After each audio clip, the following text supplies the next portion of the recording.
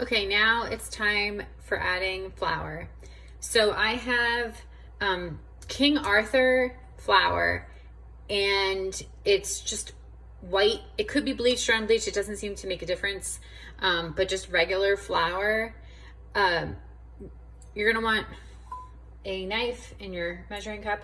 I know that you, in general, like you're supposed to spoon the flour into your measuring cup, but usually what I do, just to make it easy on myself, is I mix the flour, like to kind of loosen it up with the knife, and then I just scoop it and then measure it off. You'll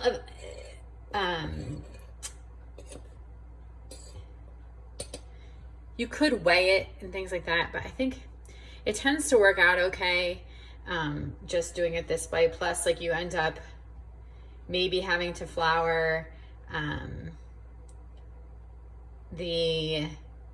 you'll have to flour the challah strands later. So I think it's okay if it's not totally exact, but all right, so here's one.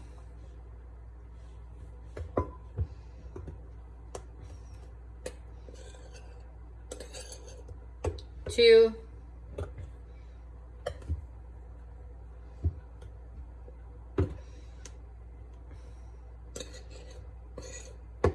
Three.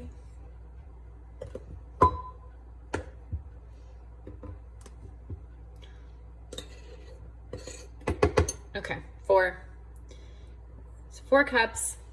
And then what I do is I gently, I'll show you.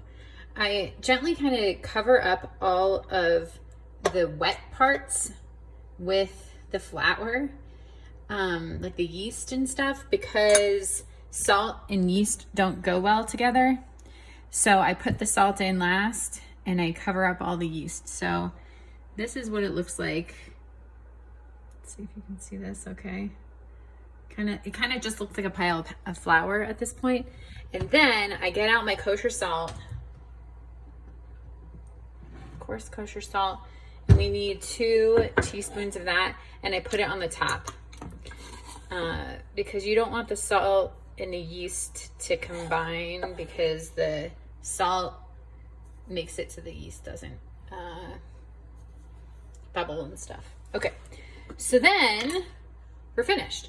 It is important that you use King Arthur flour, or the highest quality flour that you can get, because the bands, you'll end up getting these, like this banding kind of like on the challah strands, that it's not good. It doesn't roll as well. So the flour is important, that we found. Doesn't really matter about the eggs, or I don't really think anything else really matters.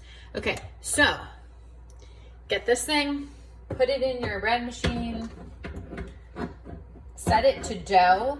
You're just doing dough. And then after it's done, it's gonna be beautiful. Oh, one thing that I sometimes do when I'm putting this in, it's being weird. I'll check and make sure that there isn't any flour that's stuck on the outside of the bread machine basket, like as it's stirring. Like sometimes I'll like peek in and just like loosen it up. So there you go. Now it's time for the bread machine. Plugging it in. Let's see how long it takes. I think it usually takes a couple hours. Let's see. So I'm changing this. My brand of bread machine is Hamilton Beach, and I have to change it to number 8 dough. Oh, that's actually only an hour and a half. That's great. Okay, hit the start button. Go. All right. See you in a bit.